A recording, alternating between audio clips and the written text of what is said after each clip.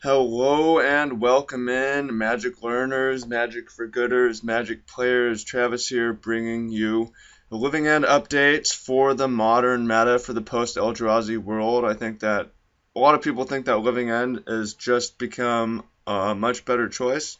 So I'm going to talk about why that is and how we can configure it against some of the nastiest cards that people are running. So for any deck, the first thing that we do is cost sort it so we can see the turn by turn plan. These are all things we might do on turn 1. Living End is more of a turn 4. Fulminators and Dreads are turn 3, and then these guys are turn 2s. So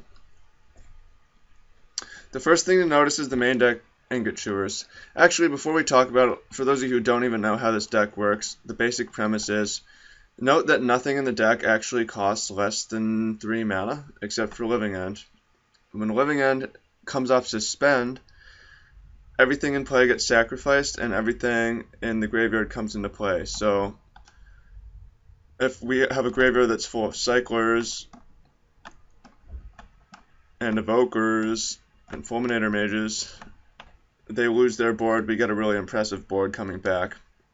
Now, to make the deck really fast and consistent, we've got Violent Outburst for 3 mana.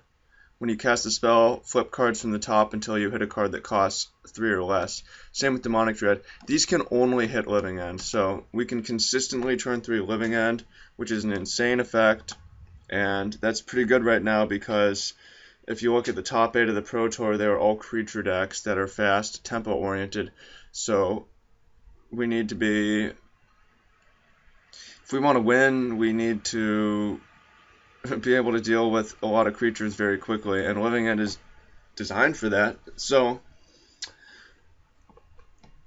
there's some concerns, I understand. First off, let's address what the new Eldrazi deck actually is.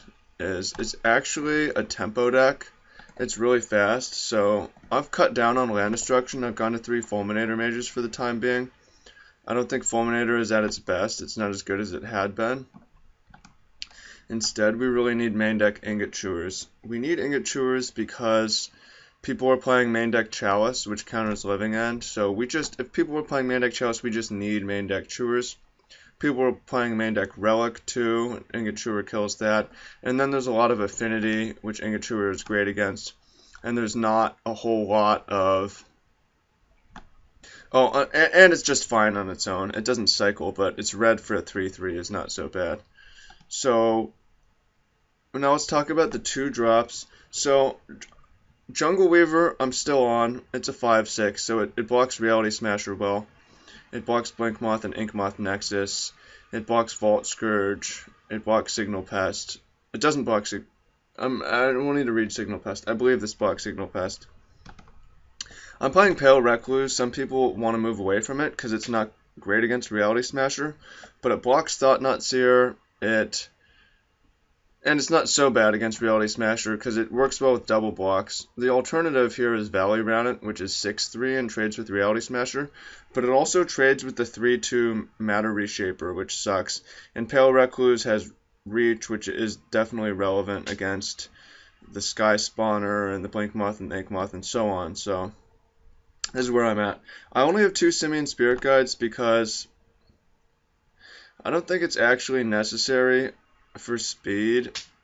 To me, Simian is at its best by far against counter decks as a combo with Violent Outburst to trick them. But we gotta cut something to fit all this stuff in, so that's just what I've chosen to do. It's not necessarily the absolute best way, but it's what I like. So let's talk about the sideboard a little bit. Very important is the 4 Shriekmaws. Shriekmaw is great against the Eldrazi deck, kills their Thought-Knots, kills their Mimics, kills their Endless Ones, kills Reality Smasher without having to discard a card.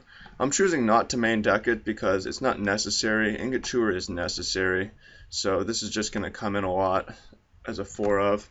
Got the 4th Fulminator Mage against decks that we need that. I might find a way to squeeze that back into the main, maybe cut the Simian, but Fulminator is...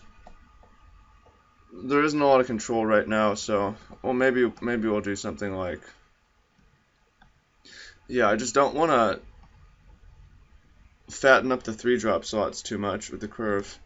So I mean, we could also go to 19 lands, cut the mountain. I don't know why this is in here really, but I like lands. So you're also going to notice that I'm playing 4 ley lines, so let's talk about that.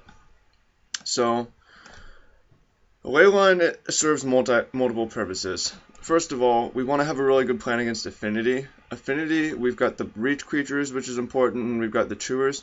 That's not necessarily enough, because with Arcbound Ravager, they can sacrifice everything and it comes back.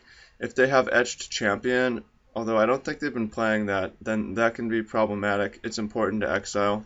So maybe the Living End, the affinity matchup, is one of the best it's been in a while. But I really like to beat that deck. So we could either use the white sideboard cards, Kataki and Stony Silence, and bring out Living End, as you've seen me do. But I found that that is about equal in efficacy, or maybe it's a little bit better than ley lines plus chewers. Start with the ley line, get chewers down, you can Living End multiple times and nothing bad happens. But Living End is relevant in more than just that one matchup, ley line, because it only takes 2 more cards from Kataki Stony to now have 4 ley lines, which are insane in the mirror match. And there's a rise of the mirror match right now, which I want to win. I just played against a mirror match last night, and I'm happy to have the ley lines. And then the simians are really for Infect right now, although I think we could cut one, and we only have 14 cards in the board, so this is still a work in progress. Maybe an Avalanche Riders for... I like the idea of a Slaughter Games, because I think Scapeshift is starting to come up a little bit. I don't think we need 4 simians either. It's really for Infect. I don't necessarily recommend simians against Eldrazi, actually, because they're attacking the hand. It's not a matter of the mana on time. It's when with Shriekmaw and Ingot Chewer we can interact in the early turns anyways. And then I've got 1 Ricochet Trap, which is probably not at all necessary to fight counter magic. There isn't much of it right now. And then a few Beast Withins. It's just a flexible card that I like to have in the 75. It can blow up lands, or just a nice card to have. So before we get into the matches, let me just show you how I have started sideboarding against Eldrazi. I want the Shriekmaws. I'm not in love with the Carabids. They have to attack, potentially into Reality Smasher and Endless One. So I'd start by doing something like that. And then if I'm on the draw, I might do something like this. But if I'm on the play, I would do something like this, right?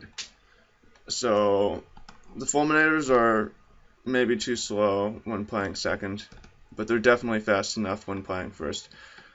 Although I might do this play or draw. But see, we have Chewers for their Relic and their Chalice. We've got Shriekmaw to buy some time. And then, by the way, Relic of Progenitus is actually not that much of a problem. It's much less of a problem than you think. Chalice is a problem. It needs to be killed for Living End to resolve. Living End still comes off through Relic and still kills other things. And if they use their Relic or they exile their Relic, we may basically be in a position where they exile their own graveyard, so the next Living End is even better. So it's possible to beat Relic without ever killing it, but Chalice you actually have to kill. You don't have to, but the plan B against Chalice is not great. So yeah, come back tomorrow and I'm going to show you one match against the Eldrazi deck, how that goes or can go. Oops. And in the meantime, make sure to check out the ebook. There's a link to that below. Check out my free lesson, Make the Most of Magic, what, why, and how you're going to do with Magic. And wait, there's 61 cards. The last card is a Fulminator Mage. Nice. Okay. See you tomorrow. Take care. Thank you all.